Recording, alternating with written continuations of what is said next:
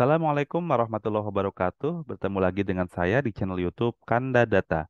Pada kesempatan ini saya akan membawakan topik pembahasan mengenai bagaimana kita bisa memahami dengan baik perbedaan variabel dependen dan independen dalam regresi.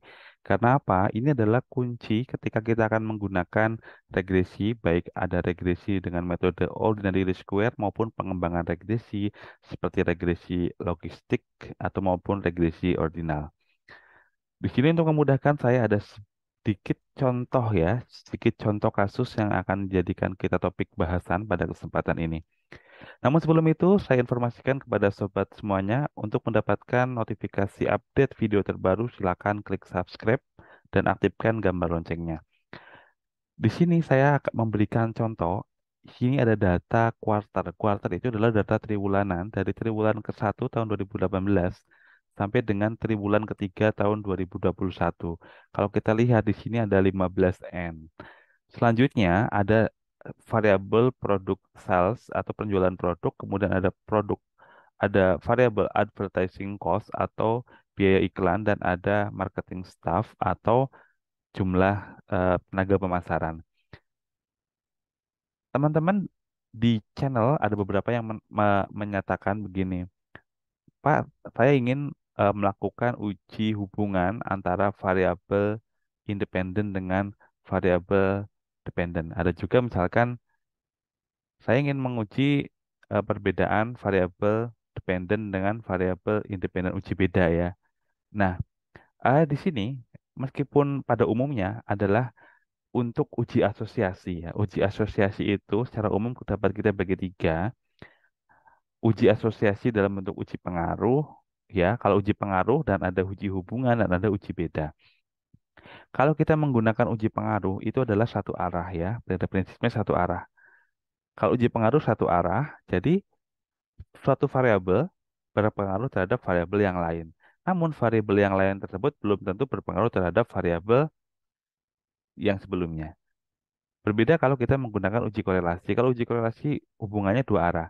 Misalkan A berhubungan dengan B, berarti B berhubungan dengan A. Nah, kalau uji beda, umumnya kita akan melihat nilai rata-rata atau mediannya. Apakah nilai min atau rata-rata dari variabel yang satu dengan yang kedua itu berbeda nyata atau tidak? Atau nilai mediannya kalau kita ini menggunakan non-parametrik.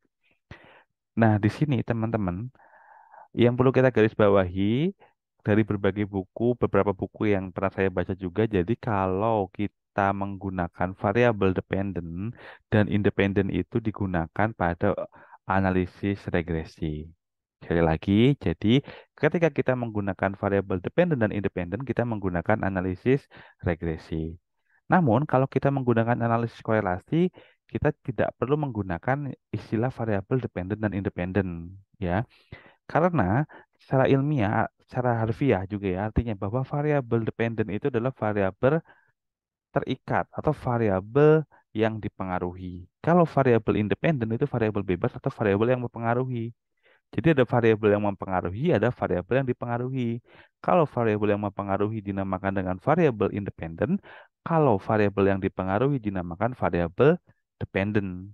Namun, kalau dalam analisis korelasi maupun uji beda, kita sebaiknya menghindari menggunakan yang namanya variabel dependen dan variabel independen. Nah, kemudian kalau dalam konteks kita membuat judul, ya misalkan, kalau dilihat secara statistik, misalkan di sini kita lihat, ini pengaruh advertising cost dan marketing staff terhadap produk sales atau pengaruh biaya iklan dan marketing staff terhadap penjualan produk. Jadi bukan begini, bukan pengaruh biaya iklan dan marketing staff dengan penjualan produk. Nah, jadi pasangannya begini, kalau pengaruh pasangannya terhadap pengaruh A terhadap B, tapi kalau hubungan A dengan B. Nah, seperti itu ya. Jadi, kalau kita menggunakan dependen dan independen, kita garis bawahi, kita gunakan saja fokus pada analisis regresi. Misalkan seperti ini, pengaruh advertising cost dan marketing staff terhadap produk sales. Kalau kita analisis misalkan ya, kita analisis misalkan menggunakan data analisis toolpath di sini. Kita klik regression, kemudian kita pastikan udah terinput semuanya. Ya, kita input sekaligus dengan labelnya.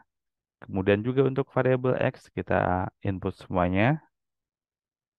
Selanjutnya kita klik label, aktifkan ya. Kemudian confidence levelnya 95%. Artinya di sini bahwa saya menggunakan alpha sebesar 5%. Ya, jadi kalau p-value-nya kurang dari 5%, artinya kita menolak hak nol atau menerima hipotesis alternatifnya.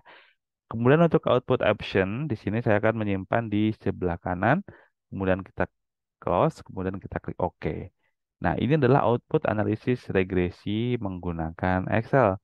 Nah, kita lihat bahwa di sini ini adalah variabel independen. Tentunya teman-teman juga sudah banyak membaca maupun menonton video tutorial mengenai cara interpretasi output analisis regresi.